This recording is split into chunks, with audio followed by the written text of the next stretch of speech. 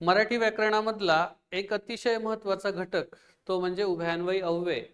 आणि याच्यावर परीक्षेमध्ये, प्रत्येक परीक्षेमध्ये, मग ती MPSC राज्यसेवा असेल, कंबाईन असेल, ग्रुप बी ग्रुप सी असेल, सरळ सेवा असेल, पोलीस भरती असेल, इंजिनिअरिंगच्या परीक्षा असतील किंवा तलाठी, ग्रामसेवक, क्लरिकल, समाज कल्याण विभाग, कुठल्याही डिपार्टमेंटच्या परीक्षा असू द्या, त्याला आपण ऑल डायरेक्ट रिक्रुटमेंट असं म्हणूया.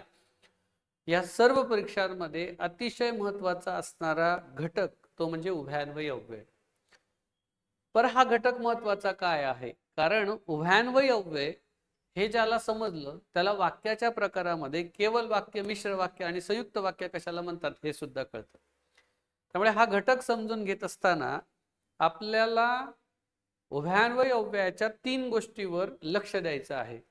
आणि हे लक्ष जर आपण व्यवस्थित दिलं तर याच्यावरचे प्रश्न हे आपले कधीच चुकणार नाही आणि कमीत कमी 2 आणि जास्तीत जास्त 4 मार्कांचा आपल्याला फायदा या घटकाच्या माध्यमातून आपला होऊ शकतो.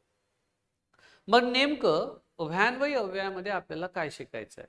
तर मुख्यत्वे 2 गोष्टी आपल्याला इथे शिकायच्या आहेत. पहिली ती म्हणजे याची व्याख्या, दुसरी प्रधान वाक्य आणि गौण वाक्य कशाला म्हणतात हे. आणि जर ह्या पहिल्या 2 गोष्टीवर आपली कमांड असली, म्हणजे पहिल्या 2 गोष्टी जर आपल्याला व्यवस्थित समजल्या, तर आपल्याला उभयान्वयी अव्ययाचे जे 8 प्रकार आहेत, मुख्यत्वे 2 गटामध्ये आहेत, पण प्रधानचे 4 आणि गौणचे 4, असे एकूण 8 प्रकार आपल्याला व्यवस्थित शिकता येतात. आणि हे जर आपल्याला शिकायचं असेल तर हा व्हिडिओ शेवटपर्यंत नक्की बघा. एखादी कन्सेप्ट जर समजली नाही तर परत रिवाइंड करा, परत एकदा व्हिडिओ बघा. आणि सगळ्यात शेवटी मी खूप सारे MCQs तुमच्या सरावासाठी घेऊन आलेलो आहोत. खूप सारे प्रश्न तुमच्यासाठी आहे ज्याचा सराव तुम्ही केलाच पाहिजे, त्याची उत्तरं हे तुम्ही दिलीच पाहिजे. तर कुठे तुम्हाला हा जो घटक आहे हा व्यवस्थित समजण्याला मदत होईल. सुरू करू आपण आपला आजचा महत्त्वाचा घटक. तत्पूर्वी ज्या विद्यार्थ्यांना मराठीच्या संदर्भात कसल्याही अडचणी असतील, कुठल्याही प्रकारच्या अडचणी असतील मराठीच्या संदर्भात, मग ते व्याकरण असेल, शब्दसंग्रह असतील, उतारे असतील, तुम्ही मला संपर्क करू शकता. आता मराठीची भीती बाळगण्याचं कारण नाही. सरळ सेवेला 25 प्रश्न मराठीचे आहेत, जवळपास 50 मार्कांसाठी. कंबाईन ग्रुप बी ग्रुप सी ला 50 प्रश्न आहे, जवळपास 100 मार्कांसाठी. म्हणजे मराठीचं जर वेटेज बघितलं तर खूप मोठं आहे. आणि इंजिनिअरिंगच्या परीक्षा जर आपण बघितल्या सरळ सेवेमध्ये, तर कमीत कमी 15 ते 20 प्रश्न आहेत जे 30 ते 40 गुणांसाठी विचारलेले आपल्याला बघायला मिळतात. एकंदरीत जर तुम्हाला पोस्ट काढायची असेल तर मराठी शिवाय पर्याय नाही. इंग्रजी व्याकरणामध्ये एक गडबड होते की ते सहसा ते नियम लक्षात राहत नाही. 5वी ते 10वी टेन्सेस शिकवले, पण अजूनही टेन्स आम्हाला येत नाही. त्यानंतर व्होकॅब्युलरी तर इंग्रजी खतरनाक आहे.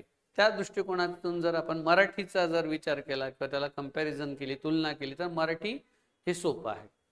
त्यामुळे मराठीमध्ये तुम्ही अभ्यास करत असताना सुरुवातीलाच टार्गेट ठेवा की मला मराठीमध्ये आउट ऑफ मार्क घ्यायचे आहे, एकही मार्क्स मला गमवायचा नाही. म्हणून आता हा जो टॉपिक मी इथे घेतोय उभयान्वयी अव्यय, या प्रत्येक टॉपिक जे जसे जसे टॉपिक तुम्ही व्हिडिओ बघताय माझे, त्या प्रत्येक व्हिडिओमध्ये तुम्हाला आउट ऑफ मार्क्स घ्यायचे असं टार्गेट ठेवून तो व्हिडिओ बघा. उगीच काहीतरी बघायचा म्हणून बघायचा असं व्हिडिओ करू नका. व्हिडिओ तुम्ही बघायला जेव्हा सुरुवात करता तेव्हा त्या व्हिडिओला जो तुम्ही 1 तासाचा वेळ देणार आहे, 40, 50, 60 मिनिटाचा, सव्वा तासाचा वेळ देणार आहे, तर त्या 1 तासामध्ये आपला 1 ते 2 किंवा 3 मार्क्स आपले कव्हर झाले पाहिजे, हा दृष्टिकोन डोक्यामध्ये ठेवा आणि आपल्याला अभ्यास त्या दृष्टिकोनातून करायचा आहे. तर सुरुवात करू आपण आजच्या या महत्त्वाच्या घटकाला. उभयान्वयी अव्यय म्हणजे काय, व्याख्या काय आहे बघा. तर उभय याचा अर्थ आहे दोघे आणि अन्वय याचा अर्थ आहे संबंध. मी जर या शब्दाची फोड केली तर मला अशा 2 गोष्टी इथे दिसतात. एक दिसतं उभय आणि दुसरं आहे अन्वय. यांना एकत्र केल्यानंतर हा शब्द तयार होतो. इथे उभय या शब्दाचा अर्थ होतो दोघे आणि अन्वय या शब्दाचा अर्थ होतो संबंध.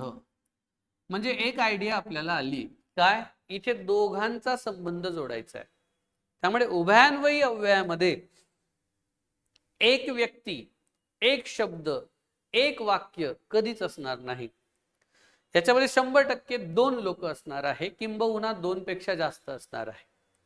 त्यामुळे 2 शब्द असतील किंवा 2 वाक्य असतील, यांना जो जोडणारा अविकारी शब्द आहे. अविकारी याचा अर्थ काय? जो बदलत नाही, त्याला अव्यय असं सुद्धा म्हणतो आपण. विकारी म्हणजे बदलणे. जसं शब्दाच्या 8 जाती आहेत. कोणत्या? त्यातल्या 4 ह्या विकारी आहे आणि 4 ह्या अविकारी आहेत. तर मी तुम्हाला सांगितलं की उभयान्वयी अव्यय हे अविकारी आहे. मग विकारी आहे म्हणजे काय? ते बदलतं. कधी? जर तुम्ही त्याचं लिंग बदललं, जर तुम्ही त्याचं वचन बदललं, किंवा जर तुम्ही त्याची विभक्ती बदलली तर ते बदलतं. म्हणून त्यांना विकारी असं म्हणतात किंवा सव्यय असं म्हणतात. आणि ह्या 4 जाती कोणत्या आहेत ज्या बदलतात? एक आहे नाम, दुसरा आहे सर्वनाम, तिसरा आहे विशेषण आणि चौथा आहे क्रियापद. पण जे बदलत नाही अविकारी, त्यामध्ये एक जे मागच्या व्हिडिओमध्ये तुम्ही बघितलं असेल, क्रिया विशेषण अव्यय, शब्दयोगी अव्यय, उभयान्वयी अव्यय आणि केवल प्रयोगी अव्यय, ह्या 4 गोष्टी याच्यामध्ये आहेत. म्हणून मी काय शब्द वापरला? 2 शब्द किंवा 2 वाक्य जोडणाऱ्या अविकारी शब्दाला उभयान्वयी अव्यय असं म्हणतात. एक लक्षात घ्या, जे शब्द आपण वापरणार आहोत, जसं आता पहिलं वाक्य बघा, माझ्या आईने, जे तुम्हाला समजण्यासाठी इथे एक उदाहरणाच्या माध्यमातून जाऊ आपण. माझ्या आईने मंडईतून 2 गोष्टी आणलेल्या आहेत. कोणत्या? सफरचंद, पेरू, 2 गोष्टी आहेत. पण मी म्हणताना असं म्हटलं का की माझ्या आईने मंडईतून सफरचंद, पेरू आणले? नाही, मी असं नाही म्हटलं. मी काय म्हटलं? माझ्या आईने मंडईतून सफरचंद व पेरू आणले. म्हणजे मी काय केलंय? सफरचंद आणि पेरू या 2 शब्दांना जोडण्यासाठी व हा शब्द वापरला. जसं राम हुशार मुलगा आहे, श्याम हुशार मुलगा आहे. राम व श्याम दोघे हुशार मुलं आहेत. राम व श्याम दोघे हुशार मुलं आहेत. आता व हा दोघांना जोडणारा, 2 शब्दांना जोडणारा आहे, म्हणून हा व आहे. पण राम श्यामच्या जागी जर मी सीता घेतलं किंवा मी गीता घेतलं तर लिंग बदललं, म्हणून सीता उई गीता असं होणार आहे का? नाही. आणि एकापेक्षा जास्त असले, राम श्याम सीता उया गीता असं होणार आहे का? नाही. व हा जो शब्द आहे तो वच राहणार आहे, तो बदलत नाही, कारण तो अविकारी आहे. म्हणून उभयान्वयी अव्ययाची व्याख्या काय होते?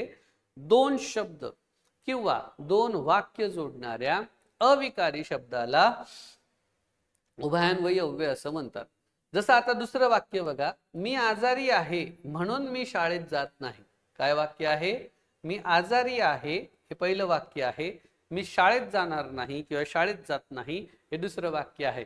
दोघांना जोडणारा शब्द आहे. म्हणून इंग्लिशमध्ये जसं आपण म्हणतो ना इंजिन जोडतो, जसं आता तुम्ही पुण्यावरनं मुंबईला जात असाल किंवा मुंबईवरनं पुण्याला येत असाल तर मध्ये कर्जत लागतं, तिथे इंजिन जोडलं जातं कारण घाट आहे पूर्ण. तर रेल्वेला फ्रंटला एक इंजिन असतं आणि बॅकला सुद्धा एक इंजिन लावतात, जेणेकरून ती रेल्वे अशी वर चढल्या जाईल, बरोबर. आणि खाली उतरत असताना मागची इंजिन सुद्धा गरजेचं आहे, कारण ते ब्रेक लावतं. म्हणून हे जे जोडणारं काम करतं त्याला इंग्लिशमध्ये कंजंक्शन असं म्हणतात. काय म्हणतात? कंजंक्शन म्हणतात. मराठीत त्याला उभयान्वयी असं म्हणतात. इथे 2 वाक्य आहेत, मी आजारी आहे, दुसरं वाक्य आहे मी शाळेत जात नाही, आणि दोघांना जोडणारा शब्द काय झाला? मी आजारी आहे म्हणून मी शाळेत जात नाही. तिसरं वाक्य बघा, मी चहा घेतो आणि कॉफी सुद्धा घेतो. आता 2 वाक्य आहेत तसं बघायला गेलं तर. मी चहा घेतो फुल स्टॉप, मी कॉफी घेतो फुल स्टॉप. 2 वाक्यांना एकत्र करा, काय होईल? मी चहा घेतो आणि कॉफी सुद्धा घेतो. दोघांना जोडणारा हा घटक आहे, त्यामुळे यांना उभयान्वयी अव्यय असं म्हणतात. आणि, व, म्हणून, परंतु, तस्मात, सबब, अतएव, कारण, जर, तर हे जे शब्द आहेत हे 2 शब्दांना जोडण्याचं काम करतात किंवा 2 वाक्यांना जोडण्याचं काम करतात. म्हणून याला उभयान्वयी अव्यय असं म्हणतात. त्यामुळे परीक्षेमध्ये तुम्हाला उभयान्वयी अव्ययाची व्याख्या विचारतात, तुम्हाला विभक्तीची व्याख्या विचारतात, तुम्हाला प्रयोगची व्याख्या विचारतात, तुम्हाला समासाची सुद्धा व्याख्या विचारतात. आणि ह्या व्याख्या तुम्हाला येणं खूप गरजेचं आहे. जेव्हा तुमच्या व्याख्या ह्या तंतोतंत बरोबर येतील तेव्हा तुमचे उत्तर हे चुकणार नाही. त्यामुळे तुम्हाला जर हे बरोबर आणायचं असेल, स्वतःच बरोबर यायचं असेल, तर व्याख्यांवर जोर द्या. तुमच्या लक्षात येत असेल की मी व्याख्यांवर का बरं जोर देतो. त्याचं कारणच हे आहे, कारण व्याख्या ह्या 1 मार्काला परीक्षेत अलीकडे मोठ्या प्रमाणात विचारायला सुरुवात झालेली आहे. त्यामुळे आपण व्याख्येवर भर दिलेला पाहिजे. म्हणून व्याख्या परत एकदा पाठ करून घेतो तुमच्याकडून. 2 किंवा अधिक शब्द किंवा 2 किंवा अधिक वाक्य यांना जोडणाऱ्या अविकारी शब्दाला उभयान्वयी अव्यय असं म्हणतात. उभय म्हणजे दोघे, अन्वय म्हणजे संबंध. दोघांचा संबंध जिथे आपल्याला जोडायचा आहे तिथे जे शब्द आपण वापरतो जोडण्यासाठी ते न बदलणारे आहेत, म्हणजेच ते अविकारी आहेत, म्हणजेच ते अव्यय आहेत. म्हणून त्याला उभयान्वयी अव्यय असं म्हटलं जातं. आणि या उभयान्वयी अव्यय शिकत असताना तुम्हाला 2 गोष्टीवर आता लक्ष द्यायचं आहे. पहिली गोष्ट, वाक्यात 2 उपवाक्य असतात. एक पूर्ण वाक्य आहे, जसं आता हे वाक्य आहे, मी आजारी आहे म्हणून मी शाळेत जात नाही, किंवा मी चहा घेतो आणि मी कॉफी सुद्धा घेतो, किंवा हे माझ्या आईने मंडईतून सफरचंद व पेरू आणले. याच्यात 2 उपवाक्य आहेत. कधी कधी काय होतं, यातले दोन्ही वाक्य महत्वाचे असतात. कधी कधी काय होतं, यातलं एखादंच वाक्य महत्वाचं असतं. त्यातही कधी कधी पहिलं महत्वाचं आहे, दुसरं कमी महत्वाचं आहे. किंवा कधी कधी असं होतं की पहिलं कमी महत्वाचं आहे, दुसरं जास्त महत्वाचं आहे. यावरून वाक्याचे 2 उपप्रकार आपण शिकू शकतो. एक म्हणजे प्रधान वाक्य आणि दुसरं म्हणजे काय होतं, गौण वाक्य असं आपण त्याला म्हणतो. आता हे जे प्रधान वाक्य किंवा गौण वाक्य आहे, हे शिकत असताना कोणत्या गोष्टीवर तुम्ही भर द्यायला पाहिजे. तर जे प्रधान वाक्य आहे त्या प्रधान वाक्यामध्ये, म्हणजे कशाला प्रधान वाक्य म्हणायचं, तर त्या वाक्यामध्ये एक स्वतंत्र विचार सांगितलेला असतो, त्याला प्रधान वाक्य म्हणतात.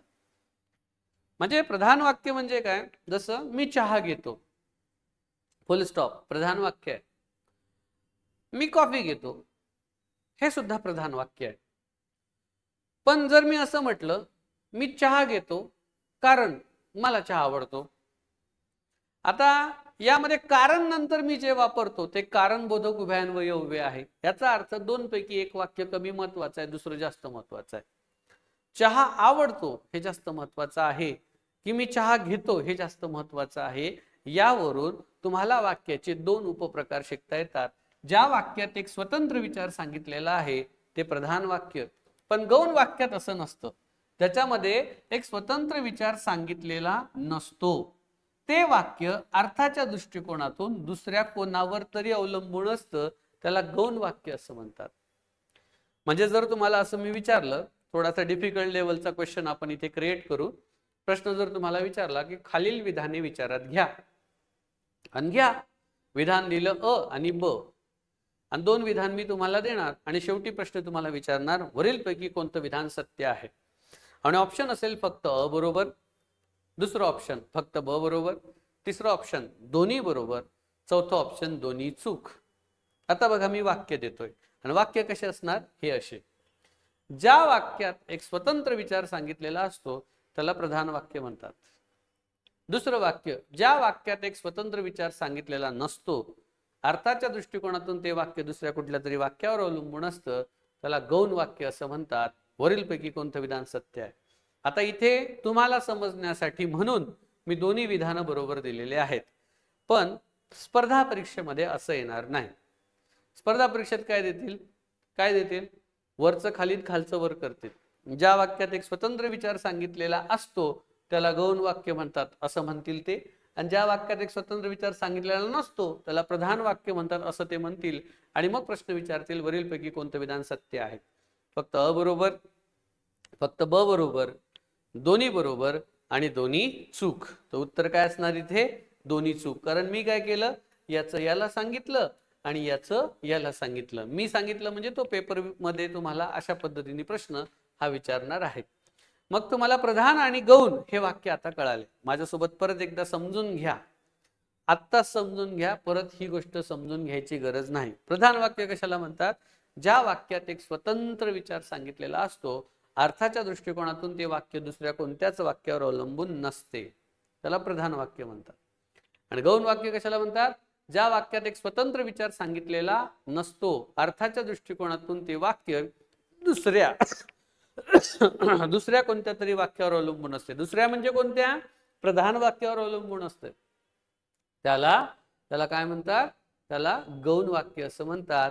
आणि यावरून उभयान्वयी अव्ययाचे दोन मुख्य प्रकार पडतात. किती? दोन मुख्य प्रकार आहेत. हे एकूण प्रकार 8 आहेत. लक्षात घ्या. जर तुम्हाला असा प्रश्न विचारला की उभयान्वयी अव्ययाचे एकूण प्रकार किती, तर 8. आणि जर तुम्हाला विचारलं की मुख्य प्रकार किती, तर 2. लक्षात घ्या बरं का, हा कन्फ्युजिंग प्रश्न आहे. बऱ्याच विद्यार्थ्यांना कळत नाही, कारण ऑप्शन मध्ये 2 पण असतं आणि 8 पण असतं. आणि प्रश्न विचारला जातो की उभयान्वयी अव्ययाचे मुख्य प्रकार किती, आणि मुलं डायरेक्ट लिहितात 8. हे चुकीचं उत्तर आहे. जेव्हा तुम्हाला मुख्य प्रकार विचारतात तेव्हा 2. आणि जर तुम्हाला असा प्रश्न विचारला की उभयान्वयी अव्ययाचे एकूण प्रकार किती, मग तुम्ही 8 सांगा. किती सांगा? 8 सांगा. मग जे दोन मुख्य प्रकार आहे त्यातला पहिला आहे प्रधानत्व सूचक उभयान्वयी अव्यय आणि दुसरा आहे गौणत्व सूचक उभयान्वयी अव्यय. प्रधानत्व सूचक उभयान्वयी अव्यय म्हणजे काय? ज्यामध्ये अर्थाच्या दृष्टिकोनातून दोन्ही वाक्य प्रधान आहे. दोन्ही वाक्य प्रधान आहे म्हणजे काय? दोन्ही वाक्य हे जास्त महत्वाचे आहे. आणि जेव्हा दोन्ही वाक्य जास्त महत्वाचे आहेत तेव्हा त्याला कसं लिहितात? प्लस प्लस, अधिक अधिकचं चिन्ह लिहिलंय. पण गौणत्व सूचक उभयान्वयी अव्ययामध्ये काय होते?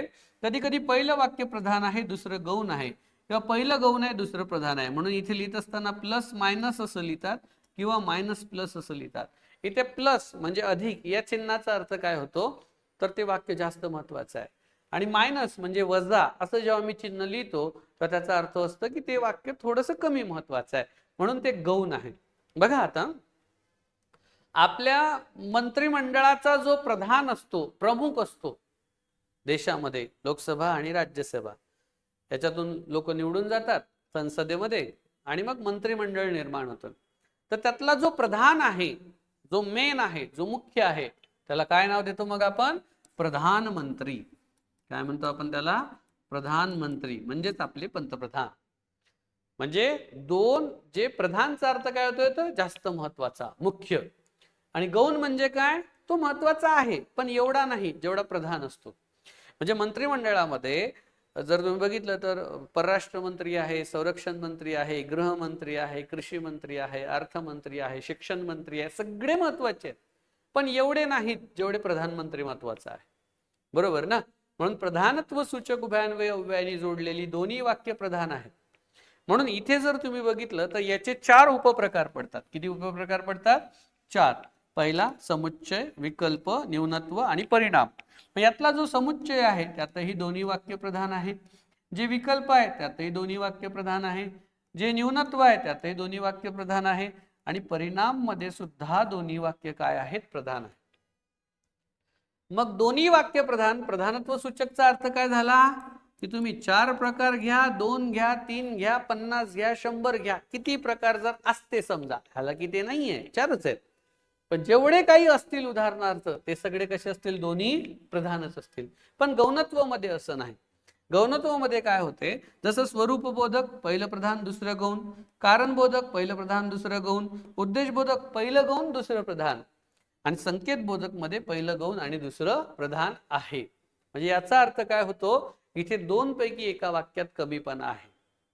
2 पैकी एक वाक्य थोडं कमी महत्वाचं आहे, 2 पैकी एक वाक्य जास्त महत्वाचं आहे. म्हणजे गौणत्व सूचक उभयान्वयी अव्ययामध्ये 2 वाक्य दिसतात, त्यातलं एक वाक्य गौण आहे आणि दुसरं प्रधान आहे. पण प्रधानत्व मध्ये असं दिसत नाही. प्रधानत्व मध्ये तुम्हाला दोन्ही विधान प्रधान दिसतात. पण हे सगळं तुम्हाला सांगण्यामागचं कारण काय? त्याचं कारण हे आहे, तुम्हाला हातोहात 2 मार्काचा अभ्यास मी आता करून देतो. बघा कसा. प्रधानत्व सूचक उभयान्वयी अव्ययांनी जोडलेली सर्व वाक्य हे संयुक्त वाक्य असतात. वाक्याचे प्रकार आहेत बघा 16, त्यातले 2 आता शिकवतो तुम्हाला. संयुक्त वाक्य, जसं केवल, मिश्र, संयुक्त आहे. संयुक्त वाक्य म्हणजे काय? ज्यातले दोन्ही वाक्य प्रधान आहेत, दोन्ही वाक्य महत्वाचे आहेत. पण जर तुम्हाला असं विचारलं खालीलपैकी मिश्र वाक्य ओळखा, तर गौणत्व सूचक उभयान्वयी अव्ययांनी जोडलेली सर्व वाक्य मिश्र वाक्य असतात. काय असतात? मिश्र वाक्य ते असतात. म्हणून मिश्र वाक्य हे जास्त महत्वाचे आहेत, कारण त्यातलं एक वाक्य प्रधान आहे आणि दुसरं गौण आहे, आणि ते तुम्हाला ओळखता आलं पाहिजे कोणतं प्रधान आणि कोणतं गौण आहे.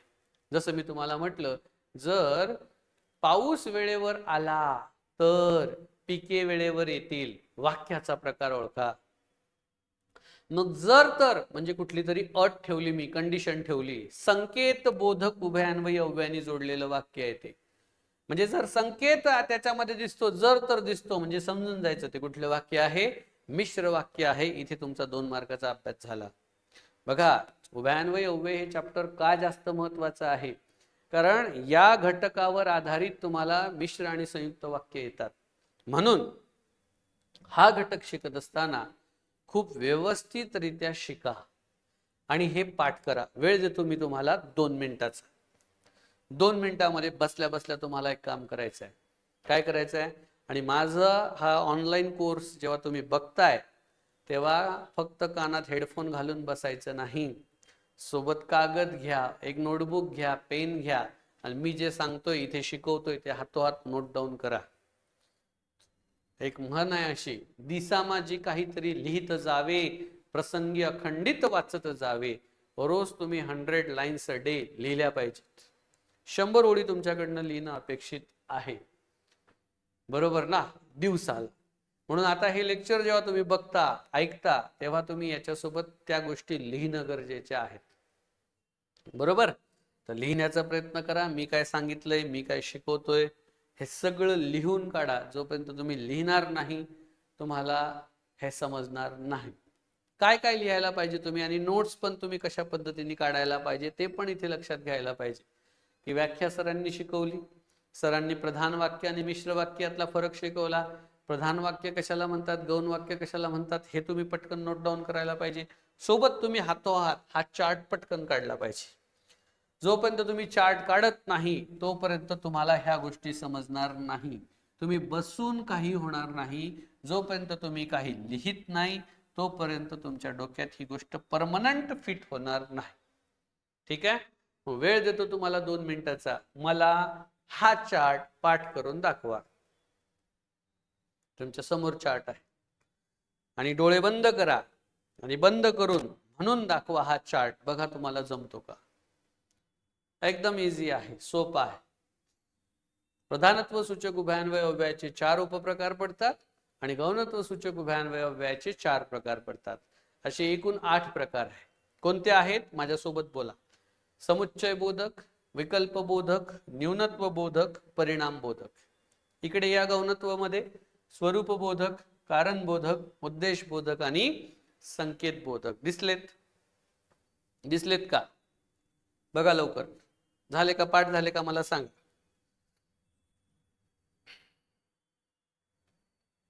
पटापट पटापट सांगा.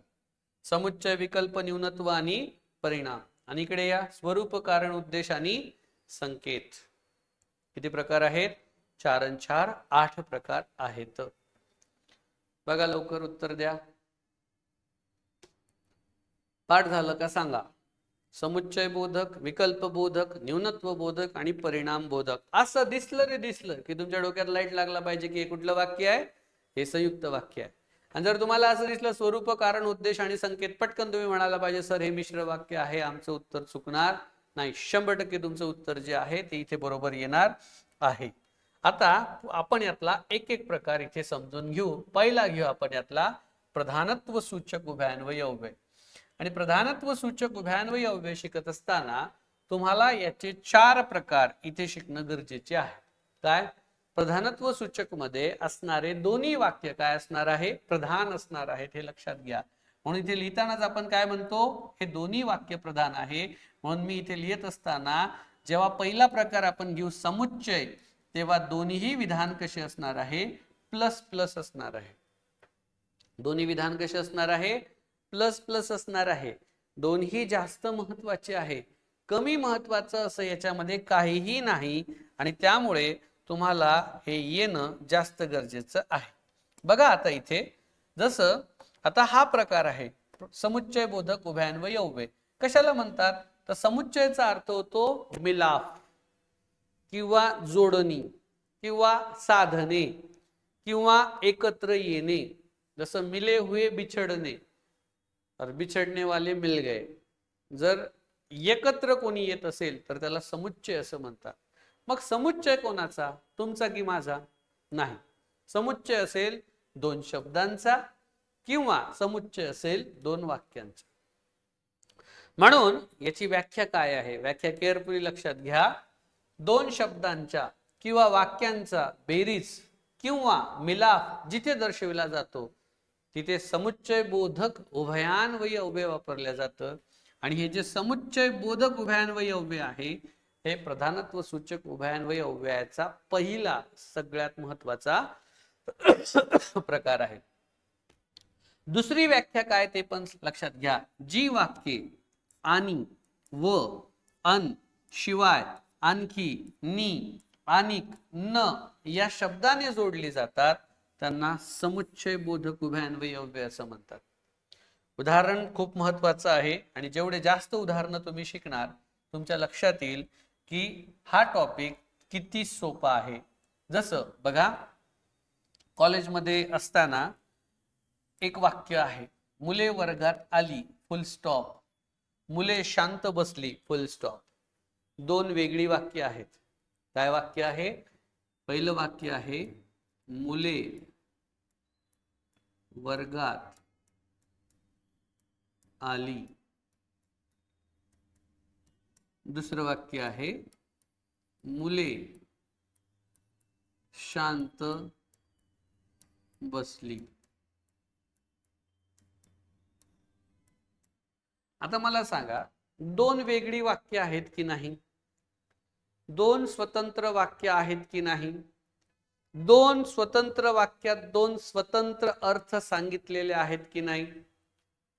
दोन वाक्य एकमेकांवर अवलंबून आहे का? अजिबात नाही. कारण दोन्ही वाक्यामध्ये एक स्वतंत्र अर्थ सांगितलेला आहे. त्यामुळे दोन्ही ही वाक्य प्रधान आहे. त्यामुळे हे सुद्धा प्लस आहे आणि हे सुद्धा प्लस आहे.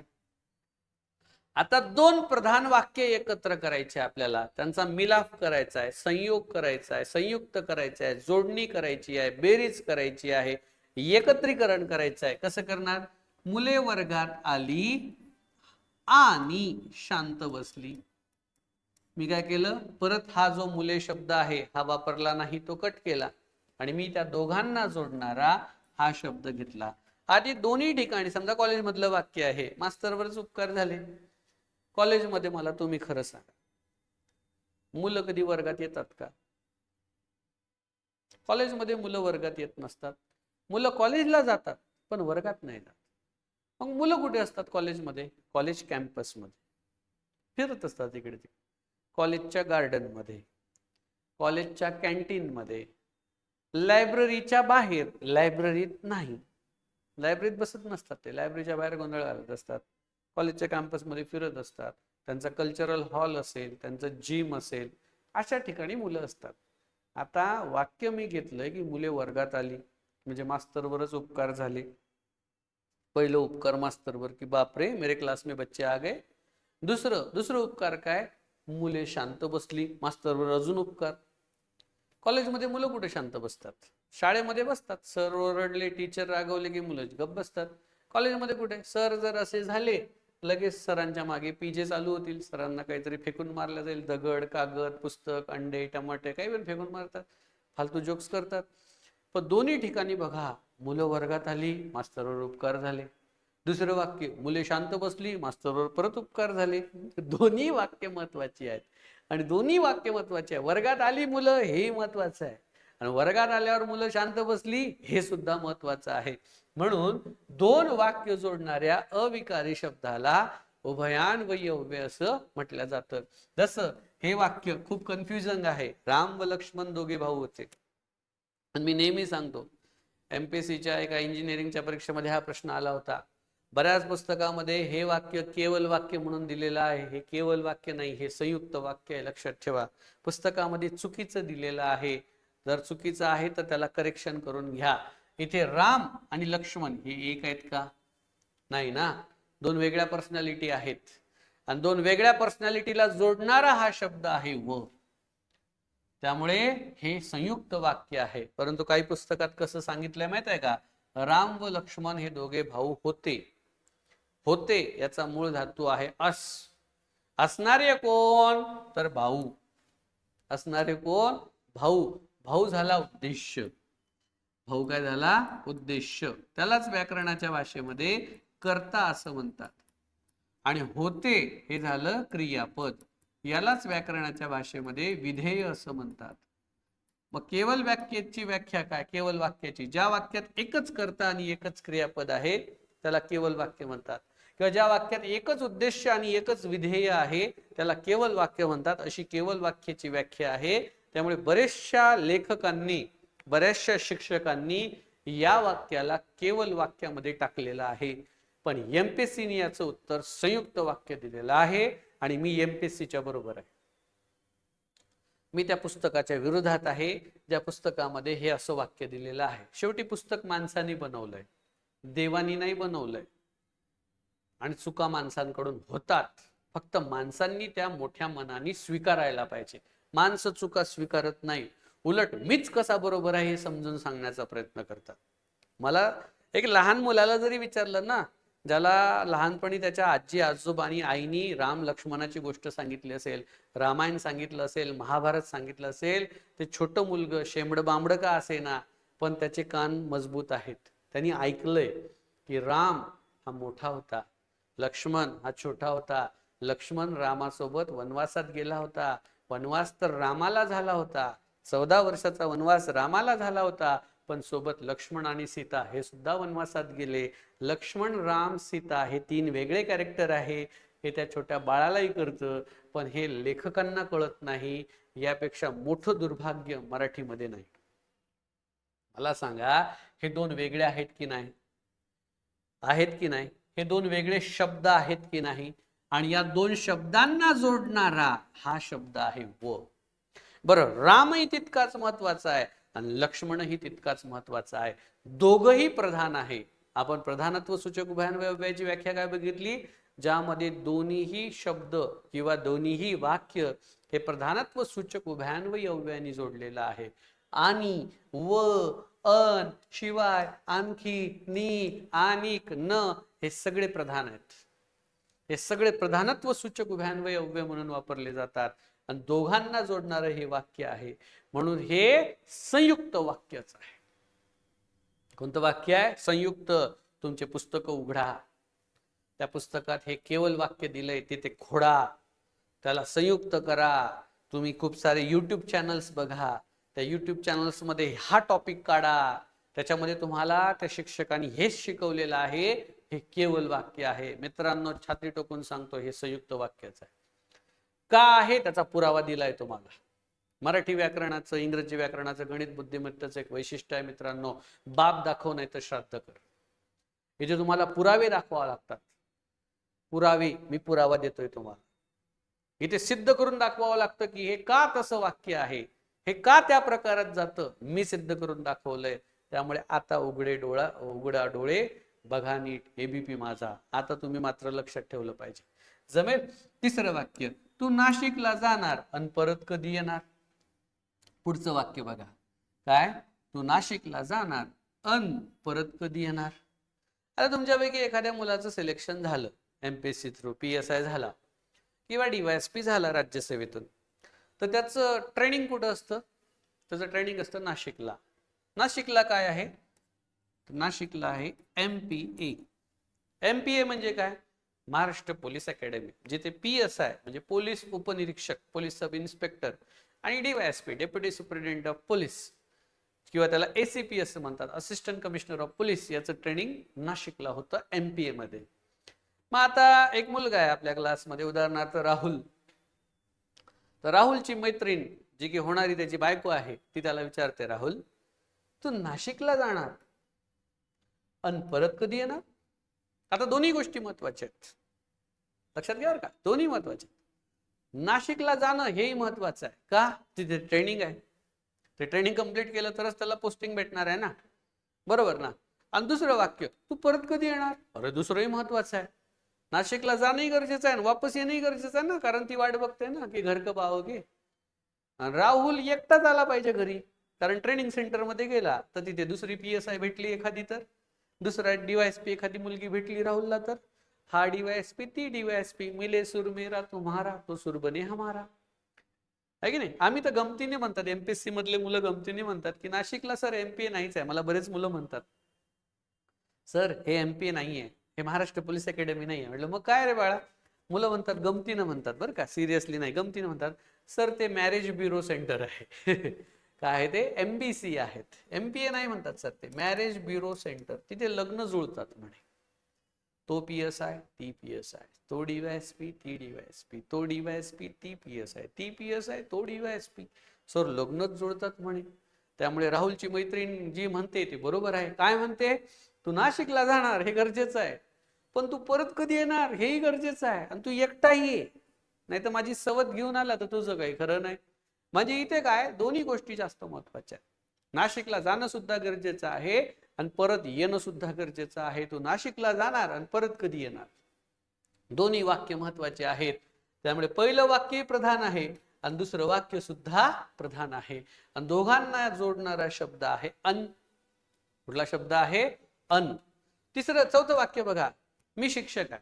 मला कोणते विद्यार्थी आवडत असतील, शिक्षकांना नम्र नी अभ्यासू विद्यार्थी आवडतात. दोन्ही वाक्य महत्वाचे, दोन्ही शब्द महत्वाचे आहेत.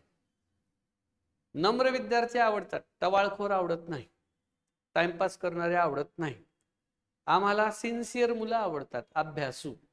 आम्हाला प्रामाणिक मुलं आवडतात, आम्हाला संयमी मुलं आवडतात, आम्हाला शिस्तप्रिय आवडतात, बेशिस्त आवडत नाहीत. लक्षात. आम्हाला असे विद्यार्थी आवडतात जे धडपड करत असतात, है ना. म्हणून एक पुस्तक वाचलं होतं मी मध्यंतरी, धडपडणाऱ्या तरुणाईसाठी. जी धडपडत पण नाही ती धडपडणारी तरुण आहे. धड उभी राहत नाही आणि धडपडतही नाही ती धडपडणारी तरुणाई. बरोबर ना. कळतच नाही यांना नेमकं काय करावं. कुठल्याही एका गोष्टीवर यांचं जास्त वेळ कॉन्सन्ट्रेशन नसतं. संयम आणि सातत्य हे दोन गुण तरुणाईमध्ये सापडत नाही. संयम लागतो मित्रांनो, कारण आता कॉम्पिटिशन वाढली, स्पर्धा वाढली. तलाठीच्या जागा निघाल्या, पोलीस भरतीच्या जागा निघाल्या, एमपीएससीच्या जागा निघाल्या, किती जागा निघू द्या, पण महत्वाचं काय आहे, तुम्ही त्या स्पर्धेत टिकण्यासाठी तुमच्यात संयम असणं गरजेचं आहे आणि तुमच्यात सातत्य असणं गरजेचं आहे. म्हणून शिक्षकांना असेच विद्यार्थी आवडतात जे नम्र आहे, अभ्यासू आहे. आणि दोघांना जोडणारा शब्द आहे नी. नीचा अर्थ काय, आणि, दोघांना जोडतो, है ना. पुढचं वाक्य बघा काय आहे, चिवने रामाला खाऊ दिला, शिवाय काही पैसे सुद्धा दिले. आणि दोघांना जोडणारा शब्द बघा काय आहे, है ना. एक रामा नावाचा कोणीतरी आला असेल, गरजवंत. मग त्या गरजवंताला आमच्या चिवनी काय केलं, भूक लागली असेल त्याला खाऊ दिला खायला. बरं, खाऊ दिला, थांबली का ती, नाही, वर त्याला पैसे दिले. जर त्याला संध्याकाळी भूक लागली तर, त्याला उद्या भूक लागली, परवा भूक लागली, त्याला पैसे असणं त्याच्याजवळ गरजेचं आहे. त्यामुळे खाऊ हेही महत्वाचं आहे, काही पैसे हे सुद्धा महत्वाचं आहे. दोघांना जोडणारा जो शब्द आहे तो आहे शिवाय. कोणता शब्द आहे, शिवाय. त्यामुळे चिवने रामास खाऊ दिला, शिवाय काही पैसे सुद्धा दिले. दोघांना जोडणारा जो शब्द आहे तो काय आहे, शिवाय आहे. म्हणून शिवाय हा समुच्चय बोधक उभयान्वयी अव्यय आहे. कुठला आहे, समुच्चय बोधक उभयान्वयी अव्यय. पुढचं वाक्य बघा काय आहे, 6वं, पोलिसांनी चोराला मारले अन शिक्षा सुद्धा केली. बघा, चोरांना फटके देणं सुद्धा गरजेचं आहे. आजकाल तुम्ही बघितलं असेल की कायद्याचा धाक उरलाच नाही. म्हणजे लोक पोलीस दिसले तर पहिले घाबरायचे. म्हणजे समजा मी गाडी चालवतो आणि माझ्याकडे लायसन नाही, समोर जर चौकात मला पोलीसवाला दिसला तर मी गाडी पलटून घेऊन जाणार किंवा काहीतरी असा शॉर्टकट काढणार. पण आजकाल लोक एवढे खतरनाक झाले की ज्याच्याकडे लायसन नाही आहे तोच त्या पोलिसासमोर जातो आणि त्याला म्हणतो, साहेब हा ऍड्रेस माहित आहे का हो तुम्हाला, इकडे कसं जातात माहित आहे का हो तुम्हाला. मग पोलिसवाला म्हणतो, हे इथून तुम्ही असे जा. पोलीस त्याला लायसन नाही मागत. पोलिसांना असं वाटतं जर हा मला विचारायला येतो याचा अर्थ याच्याकडे सगळं काही असेल, तो गृहीत धरतो. आणि जे घाबरणारे लोक आहेत त्यांना ते पकडतात. आज पोलिसांसमोर सगळे भांडणं करतात, पोलिसांच्या अंगावर धावून जातात, जे की चुकीचं आहे. कायदा सर्रास हातामध्ये घेतात. आणि आपण सोशल मीडियावर ह्या सगळ्या गोष्टी बघतो. त्यामुळे पोलीस हे काय करतात, स्ट्रिक्टच असणं गरजेचं आहे. पोलिसांनी चोराला फटके द्यायलाच पाहिजे. त्याला म्हणतात कायद्याचा धाक पाहिजे. आज लोक सर्रास गुन्हेगारीकडे वळलेले आहेत किंवा लोक सर्रास क्राईम करताना आपल्याला दिसतात, कारण पोलिसांचा कायद्याचा तेवढा धाक नाही. माझं असं मत आहे की तुम्ही पोलिसांना जर 100% फ्रीडम दिलं तर पोलीस हे काहीही करू शकतात. म्हणून ते सिंगम पिक्चर मध्ये एक डायलॉग आहे बघा, अगर पुलिस ने चाहा तो मंदिर के सामने से कोई चप्पल भी कोई चोरी नहीं कर सकता. बरोबर ना. त्यासाठी त्या चोराला पहिल्यांदा फटकावलं पाहिजे आणि फटकावून सोडायचं नाही, त्याला न्यायालयामध्ये हजर करून त्याला कायद्याने शिक्षा सुद्धा द्यायला पाहिजे. वर्ष, 2 वर्ष, 4 वर्ष काय असेल ते, प्लस दंड सुद्धा द्यायला पाहिजे. 2,000, 5,000, 50,000, लाख वगैरे काय जे काही असेल ते त्याला द्यायला पाहिजे, जेणेकरून पुढच्या वेळेस तो विचार करेल आणि त्याला झालेली शिक्षा पाहून बाकीचे चोर सुद्धा लाईनवर येतील. त्यामुळे पोलिसांनी चोराला मारणं हे सुद्धा गरजेचं आहे आणि पोलिसांनी चोराला शिक्षा केली हे सुद्धा महत्वाचं आहे. दोघांना जोडणारा जो शब्द आहे तो आहे अन. आणि शेवटचं वाक्य बघा, आम्ही पु ल देशपांडे यांची पुस्तके वाचली, आणखी कॅसेट्सही ऐकल्या. दोन्ही गोष्टी महत्वाच्या. पु ल हे मराठी साहित्यिकामध्ये असणारे अग्रगण्य नाव पु ल देशपांडे, बरोबर ना. मराठी विषय जेव्हा येतो, मराठी व्याकरण असेल, मराठी भाषा असेल, आता तर मराठीला अभिजात भाषेचा दर्जा दिलाय. 3 तारखेला आपण तो साजराही केला, 3 ऑक्टोबरला. यामध्ये जर जसं आचार्य प्र. के. अत्रे आहेत, तसंच पु ल देशपांडेंचं नाव हे आदराने घेतलं जातं आणि त्यांची पुस्तकं वाचणं, व्यक्ती आणि वल्ली, बटाट्याची चाळ, जबरदस्त, अप्रतिम. आता ज्यांना पुस्तक वाचायचा कंटाळा येतो ते त्यांच्या कॅसेट्स ऐकू शकतात. युट्यूबला त्यांचे व्हिडिओज आहेत, व्हिडिओ तुम्ही बघू शकता. जुने व्हिडिओ आहेत युट्यूबला, तुम्ही ते बघू शकता. आणि दोन्ही गोष्टी महत्वाच्या आहेत. आम्ही पु ल देशपांडे यांची पुस्तके वाचली, आणखी कॅसेट्सही ऐकल्या. दोघांना जोडणारा शब्द आहे आणखी. म्हणून शब्द लक्षात ठेवा, आणि व अन. शिवाय, आणखी, नी, आणिक, न असे जर शब्द तुम्हाला दिसले तर समजायचं हे शब्द 2 शब्दांना किंवा 2 वाक्यांना जोडण्याचं काम करतात. त्यामुळे हे समुच्चय बोधक उभयान्वयी अव्यय आहे. आणि समुच्चय बोधक उभयान्वयी अव्ययाने जोडलेली सर्व वाक्य, ही सर्वची सर्व वाक्य मित्रांनो ही संयुक्त वाक्य आहेत. कोणती वाक्य आहेत? संयुक्त वाक्य आहेत. Point clear? कळतंय? कळतंय? चला पुढे बघा. दुसरा जो प्रकार याच्यामध्ये आहे तो आहे विकल्प बोधक उभयान्वयी अव्यय. कोणता प्रकार आहे? विकल्प बोधक उभयान्वयी अव्यय. आता विकल्पला इंग्लिश मध्ये काय म्हणतात? ऑप्शन. बरोबर ना. आपल्याला ऑप्शन पाहिजेत, ते ऑप्शन खूप गरजेचं आहे आपल्यासाठी, हे किंवा ते. जसं आता इथे एक उदाहरण बघू. मी काही मुलांच्या बाबतीत बघतो, का रे बाबा घरचे त्यांना सांगतात किंवा शेजारी पाजारी सांगतात, मित्र परिवार सांगतात, नातेवाईक सांगतात की शाळेत जात जा, ट्युशनला जात जा, अभ्यास करत जा, होमवर्क करत जा, सिन्सिअर राहा, संयमानी राहा, प्रामाणिक राहा. पण काही मुलं कशी असतात, काही ॲरोगंट असतात. ते काय म्हणतात माहिती आहे का? आम्ही शाळेत जाऊ, आम्ही शाळेत जाऊ, अथवा सिनेमा पाहू, तुम्हाला काय करायचं. बरोबर ना. आता शाळेत जाणं हे सुद्धा गरजेचं आहे त्या मुलासाठी, आणि सिनेमे पाहणं हे सुद्धा त्या मुलासाठी महत्वाचं आहे. मुलासाठी का? कारण इथे त्या गोष्टीचा मनोरंजनाकडे त्या मुलाचा कल दिसतो.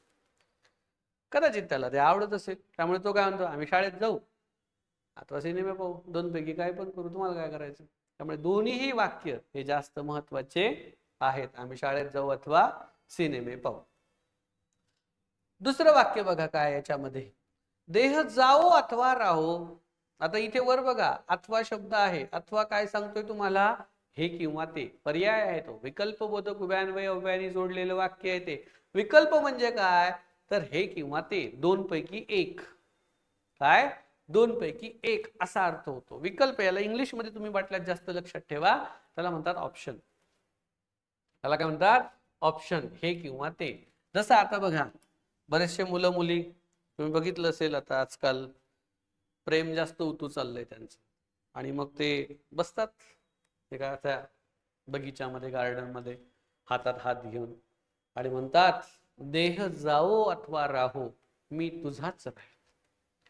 देह जाओ अथवा राहो मी तुझीच राहील. पण हे वाक्य मुळात आमच्या संत सूर्य, आदरणीय वंदनीय जगद्गुरु तुकोबांचं आहे. काय म्हणतात ते? देह जाओ अथवा राहो पांडुरंगी दृढ भाव.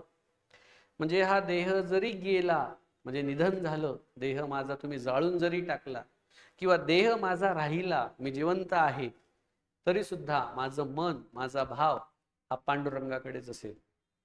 म्हणून काय म्हणतात? देह जाओ अथवा राहो, विकल्प आहे. पांडुरंगी दृढ भाव. मुलगा म्हणतो मुलीला, देह गेला किंवा राहिला तरी मी आजन्म तुझ्यावर प्रेम करत राहील. जिवंत असतानाही करत राहील आणि मेल्यावर सुद्धा करत राहील.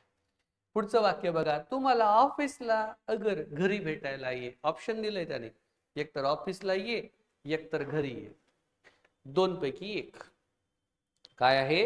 दोन पैकी एक. एक तर ऑफिसला भेटायला ये, अगर मला घरी भेटायला ये. इथे दोन पैकी एक असा पर्याय दिलेला आहे, त्याला म्हणतात विकल्प.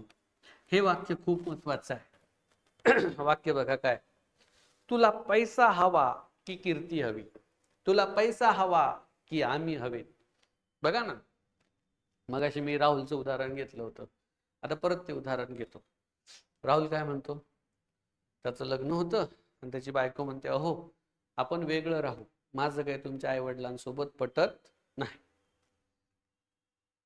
मग ते राहुल जातो, आई वडिलांना सांगतो की आई बाबा, हिचं काही तुमच्याशी पटत नाही, त्यामुळे रोज रोज घरात भांडणं होतात, त्यामुळे एक काम करतो, आम्ही वेगळे राहतो, आम्ही वेगळे. वडील म्हणतात, ठीक आहे, काही हरकत नाही, जातो. पण तू जर वेगळा निघाला, आम्हाला सोडून जर गेला, आम्हाला सोडून, तर तुला पैसा भेटणार नाही. आमच्या सोबत जर राहिला तर तुला पैसा पण भेटेल आणि आम्ही पण भेटू. एखादा मुलगा त्रास देतो आई वडिलांना, म्हणतो मला पैसेच पाहिजे. मग आई वडील त्याला म्हणतात, बाबा तुला पैसा पाहिजे की आम्ही पाहिजे? आता मुलासाठी दोन्ही गोष्टी महत्वाच्या आहेत. त्याला बिझनेस करायचा असेल, त्याला काहीतरी नवीन सुरुवात करायची आहे, तर पैसाही महत्वाचा आहे, आणि त्याला आई वडील सुद्धा महत्वाचे आहेत. दोन्ही गोष्टी महत्वाच्या आहेत, म्हणून ते उभयान्वयी अव्यय प्रधानत्व सूचक आहे. दोन्ही महत्वाचं आहे, पैसाही महत्वाचा आहे आणि ते व्यक्ती सुद्धा महत्वाचा आहे, आणि त्यांना जोडणारा शब्द आहे की. पुढचं उदाहरण बघा, पाऊस पडो वा न पडो तुला यावंच लागेल. पर्याय दिलाय. भेटायला बोलवलं राहुलनी सारस बागेमध्ये कोणाला तरी, है ना, एक नारळ 2 स्ट्रॉ घेऊन तो तयार होता. कोणाला तरी बोलवलं, परंतु फोन आला त्याला, अरे पिला मी नाही येऊ शकत, का? पाऊस सुरू आहे. राहुल म्हणाव, मला काही सांगू नको, पाऊस पडू दे नाहीतर नको पडू दे, तुला यावंच लागेल. विकल्प दिला. काय दिला? विकल्प. दोन्ही महत्वाचं आहे. आणि पुढचं वाक्य, परीक्षेला बसलो नाही तर मोठी संधी जाईल. दोन्ही गोष्टी जास्त महत्वाच्या आहेत. परीक्षेला बसणं हे सुद्धा गरजेचं आहे, बरोबर ना? आणि जर तो बसला नाही तर काय होईल? त्याची संधी जाईल, हे सुद्धा महत्वाचं आहे. संधी जाईल हे सुद्धा महत्वाचं आहे, परीक्षेला बसणं हे सुद्धा महत्वाचं आहे. दोघांना जोडणारा शब्द आहे, नाही तर. म्हणून विकल्प बोधक उभयान्वयी अव्यय आपल्याला काय सांगतं? काय सांगतं?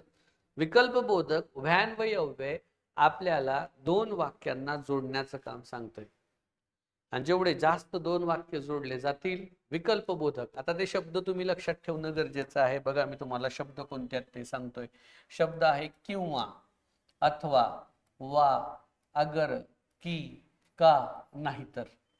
असे जर शब्द आले तर ते आहे विकल्प बोधक उभयान्वयी अव्यय. आणि विकल्प बोधक उभयान्वयी अव्ययाने जोडलेली सर्व वाक्य ही संयुक्त वाक्य असतात. का बरं संयुक्त वाक्य आहेत? कारण दोन्ही वाक्य प्रधान आहे. दोन्ही वाक्यामध्ये एक सरळ सरळ अर्थ इथे दिलेला आहे, त्यामुळे दोन्ही वाक्य ही जास्त महत्वाची आहेत. विद्यार्थी मित्रांनो, आजच्या या व्हिडिओमध्ये आपण काय बघितलं? उभयान्वयी अव्ययाची व्याख्या बघितली. सोबत आपण काय बघितलं? वाक्यात दोन उपवाक्य असतात, प्रधान वाक्य आणि गौण वाक्य कशाला म्हणतात ते आपण शिकलो. पुढे आपण काय शिकलो? उभयान्वयी अव्ययाचे पडणारे दोन मुख्य प्रकार शिकलो. एक प्रधानत्व सूचक, दुसरं गौणत्व सूचक. मग प्रधानत्वाचे परत 4 आपण पाठ केले. कोणते? समुच्चय, विकल्प, न्यूनत्व आणि परिणाम. आणि मिश्र वाक्य म्हणजे आहेत ज्याला प्रधानत्वाच्या ऐवजी गौणत्व सूचक असं आपण म्हणतो, त्यामध्ये काय आहे? स्वरूप बोधक, कारण बोधक, उद्देश बोधक आणि संकेत बोधक. ह्या 4 गोष्टी आपण तिथे बघितल्यात, जे की पाठ करून घेतल्यात. त्यानंतर आपण प्रधानत्व सूचकला सुरुवात केली आणि त्याचे 2 प्रकार आपण आजच्या व्हिडिओमध्ये हे बघितले. कोणते? पहिला आहे समुच्चय बोधक उभयान्वयी अव्यय आणि दुसरा आहे विकल्प बोधक उभयान्वयी अव्यय. दोन्ही कशाचे प्रकार आहेत? तर दोघं जे प्रकार आहेत ते आहेत संयुक्त वाक्याचे प्रकार आहेत. त्यामुळे आपण या गोष्टीवर लक्ष द्यायचं की नेमकं परीक्षेत कशा पद्धतीचे प्रश्न येतील.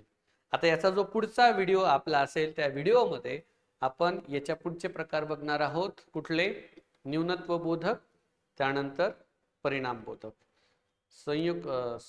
स्वरूप बोधक, कारण बोधक, उद्देश बोधक आणि संकेत बोधक. हे उर्वरित 6 आणि खूप सारे उदाहरणं हे आपण पुढच्या व्हिडिओमध्ये बघणार आहोत. मी सगळे एकाच व्हिडिओमध्ये का नाही टाकत? कारण तुम्ही स्किप करता. तुम्ही स्किप नाही केलं पाहिजे. त्यामुळे जर एखादा विद्यार्थी डायरेक्ट दुसरा व्हिडिओ बघेल तर नाही, तुला पहिला बघावाच लागेल. बरोबर ना? आणि ही सिक्वेन्स आहे. ज्याला हे सिक्वेन्स कळाले, त्यामुळे उभयान्वयी तुम्हाला ॲपवर दिसेलच की उभयान्वयी अव्यय पार्ट 1 भाग पहिला, उभयान्वयी अव्यय भाग दुसरा. तर हे सगळे भाग एकमेकांवर इंटरकनेक्टेड आहे. तुम्ही सगळे नक्की बघा. व्हिडिओ कसा वाटला मला नक्की सांगा. तुमच्या काही अडचणी असतील, तुमचे काही प्रश्न असतील, माझा नंबर तुमच्या सगळ्यांकडे आहे. मला तुम्ही मराठीच्या संदर्भात कुठल्याही अडचणी हे बिनधास्त विचारू शकता. जर काही अडचण आली तर मी तुमच्या सोबत आहे. कुठल्याही अडचणीसाठी सचिन अतकरे सर मराठीच्या संदर्भात तुमच्या सोबत 100% असणार आहेत. भेटू आपण आपल्या पुढच्या व्हिडिओमध्ये उभयान्वयी अव्यय भाग 2. तोपर्यंत हा व्हिडिओ पुन्हा बघा, नोट्स काढा, अभ्यास करा. ओके, चल, धन्यवाद.